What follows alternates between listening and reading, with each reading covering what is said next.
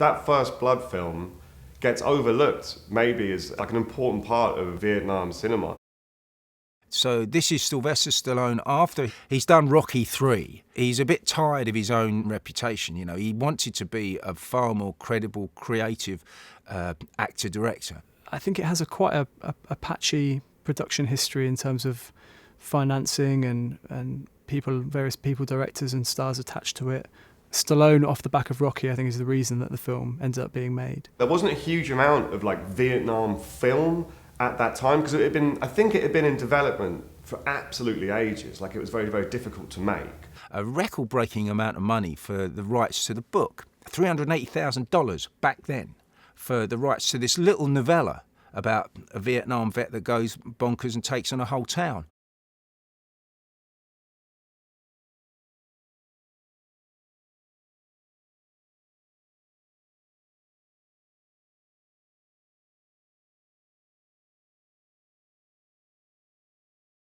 I joke and call myself Rambo's father.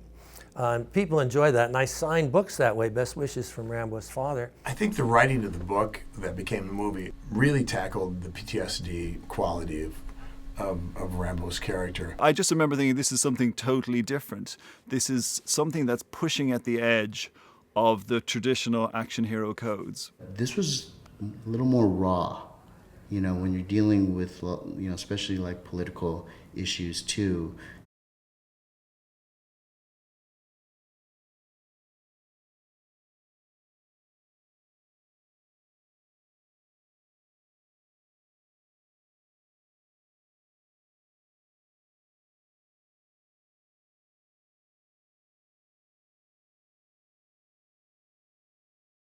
In 1968, partly because of the war and partly because of the assassinations of Martin Luther King and Bobby Kennedy, there were not 10 riots, not 50 riots, not 100 riots, but several hundred riots. And I began to think that maybe the United States was going to have a civil war. It was that violent. And one night, watching the CBS Evening News, Walter Cronkite, he ran a story about the Vietnam War, and then he ran a story about the riots in the United States. And the thought occurred to me that they were the same story. And what would happen if I wrote a novel in which the war came home? It's got more in common with Taxi Driver than it has with Commando. It's really great to be able to deliver a message that's kind of like a rebound off the wall, you know? And so you get the visceral experience of it, and then later, you know, the weight of the issues come to you. But you're not aware of that at the time. You just think he's got explosions and this really cool guy that nobody can kill, you know, that's running around the woods and taking on the police and being this super anarchist that everybody really wants to be when they're at school. You know, everyone wants to burn down the school they're in.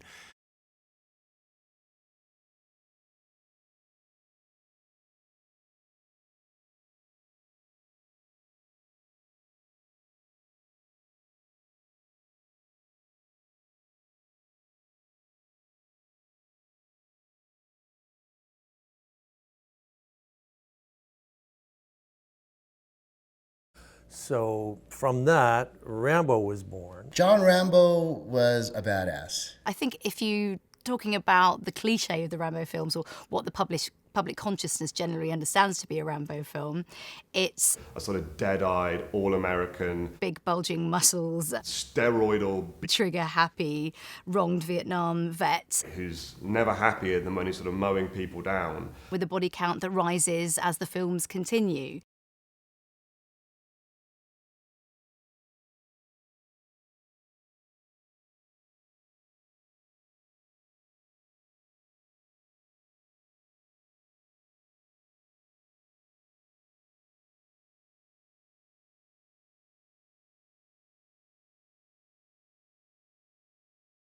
Rambo's almost just a sort of like a sort of force of nature, or sort of like a sort of phenomenon which has occurred as a result of the American sort of military, the system. In the first film, he starts off as a very clearly very troubled and tragic character. I think he's a multi-talented Green Beret, an elite soldier, a killing machine, like the Colonel would say, Troutman, and putting him against a bunch of amateurs. The Japanese love him because he's like a samurai warrior, and that's what you realise. I was beginning to realise all the way during the film, that he is a warrior. Well, I think he became an action hero. I think the first film was more a focus on who he was as a man and his personality and what he went through and how he had to deal with that. In a weird way, it's quite a punk rock film because it's one guy who just refuses to let the man tell him what to do or where to go.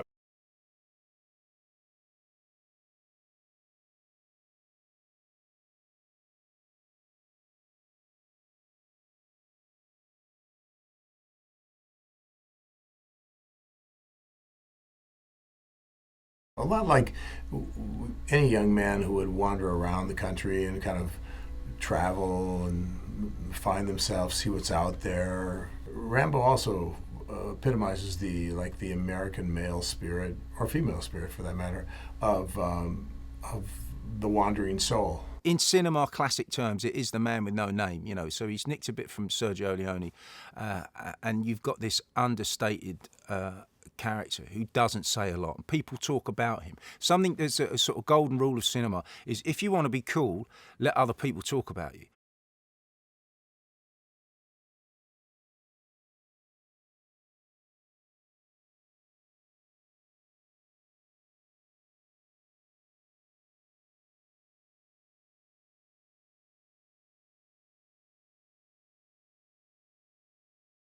He's almost a sort of like a science fiction monster, which has been like Mary Shelley's type of monster, isn't it? Being sort of put together, and then once it's on, and you can't turn it off again. But it's almost against the will of the monster itself. The key to these films is that he dislikes himself. To go to war and discover, oh my God, I'm good at killing people.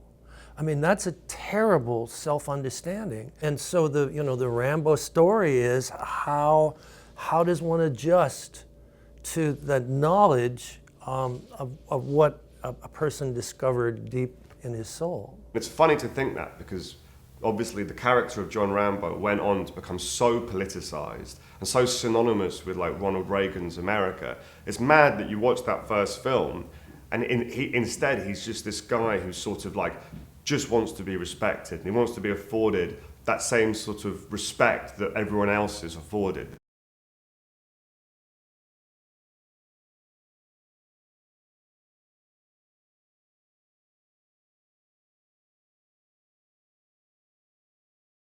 It was almost a return to form. He almost got an Oscar nomination. It almost got taken seriously as enough to be nominated as a best screenplay. It just had a little bit too much cheese and action in it.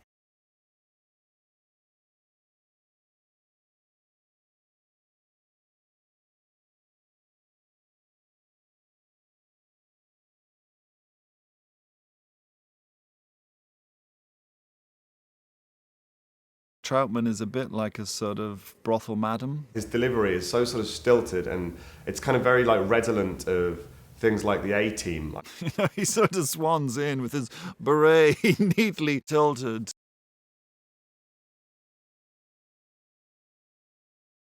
When he's talking about, he'll eat stuff that will make a billy goat puke and I came here to save you from him. It's so stylized and bizarre. I always found everything he said sort of unintentionally hilarious. I don't think he's the most credible military archetype we've ever seen on screen.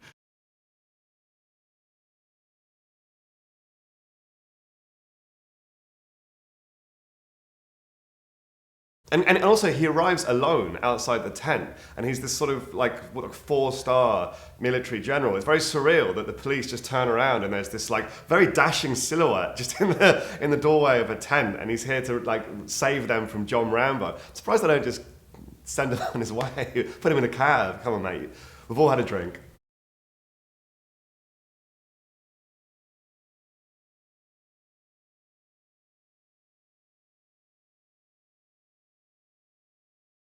Rambo First Blood was quintessentially a story about PTSD and a man finding himself. First Blood captured a lot of stuff that hadn't been captured yet in Vietnam movies. I think First Blood was perhaps one of the first films that tried to seriously show the sort of post-traumatic syndrome that people experience after that particular war. You know, the start of like the homeless community to a certain degree, and a lot of the people that are kind of outcasts of society. The situation of the Vietnam vet when he comes home and what kind of reception he gets. Sometimes it's a good reception, a lot of times it's a bad reception. I mean, the kids that came back from Vietnam were treated terribly by a lot of people, and it scarred them very badly.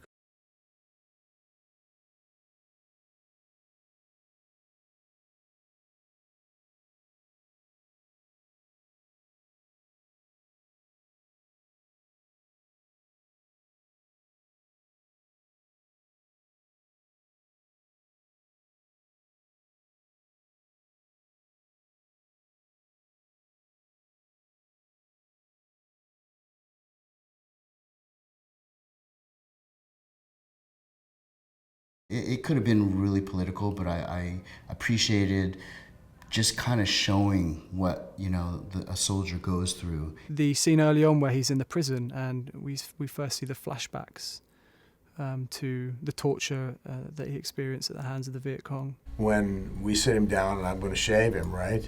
And I take the survival knife and I say, and I hold still, I wouldn't want you to cut yourself, right? It's just a really beautiful piece of editing. It's very harrowing. It tells you so much about his character and his journey. I said to Ted, let me get right down in his face, just like, bam, like this, And Ted said, yeah, do that. And then, so that allowed us to be Vietnamese-American.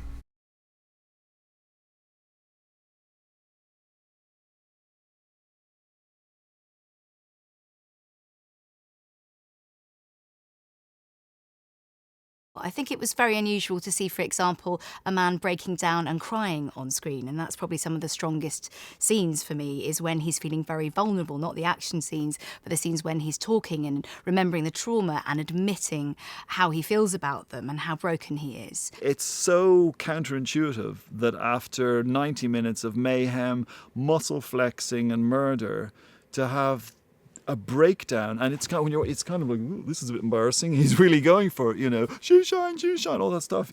But I think it's the scene that makes the entire film, because it's so brave to include it, and Stallone as an actor is really going for it. There's nowhere to hide. You know that you're not dealing with a monosyllabic moron. You're dealing with someone that's been sat on that for 2 hours, and it's like a gift to the audience. And the image that stays with you isn't really him on top of the shop with the rocket launchers, as exciting as that is. It's him sort of huddled up like a baby with his back to that sort of metal thing, sort of blubbering and not being able to get his words out. And he seems incredibly small.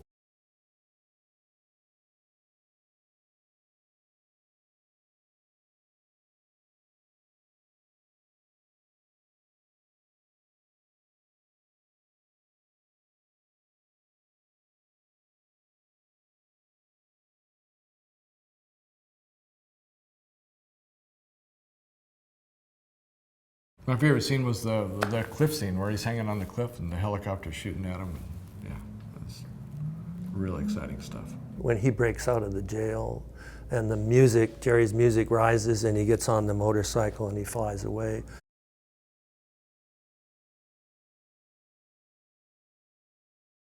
Is the leap off the cliff through the tree and down to the ground.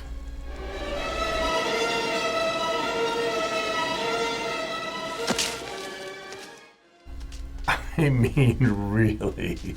I think when he appears out of the wood as well, when you don't see him, that camouflage stuff, that's really clever, and that I don't think I'd seen that in a film before. The chase scene on the motorcycle through the woods, are you kidding me? Are you kidding me? Wow. Let it go. It's just, that's class. It's almost a sort of American art house in that, like any great action film, I think from that era, whether it's sort of Die Hard or Alien, there's levels to it.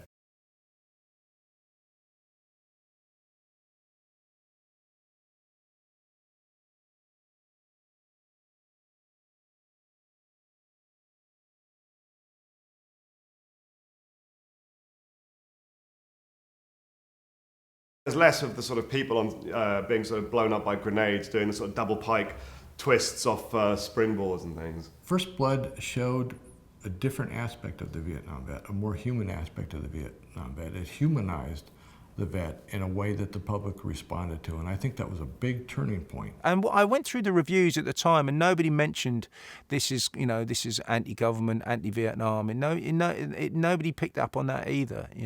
The political aspects, but they're there. And one of the few shortcomings of the movie is that they didn't get picked up on. If it hadn't been picked up on, it wouldn't have been as big a success. It might have won some prizes, but it wouldn't have been the success that it became. Shooting Rambo First Blood was a really seminal experience for me as a young actor, and that credibility from that movie is something that you just take with you. I think that First Blood had a huge effect on kids, even though it wasn't meant for kids.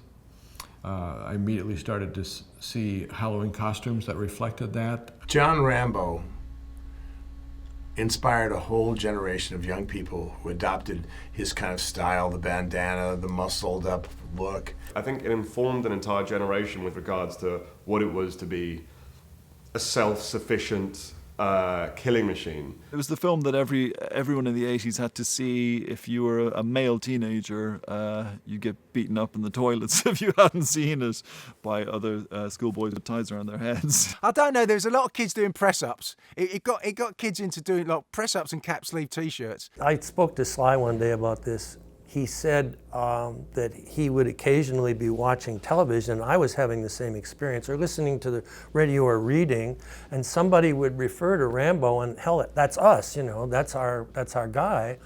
But there would be that moment where Rambo was part of the culture and not associated with us. And then we'd have that click to say, well, wait a minute, yeah, we did that. And it's a humbling experience to have something that got so big. When you're on your own, and it hurts when they tear your dreams apart, and every new town just seems to bring you down, trying to find peace of mind can break your heart. It's a real war right outside your front door.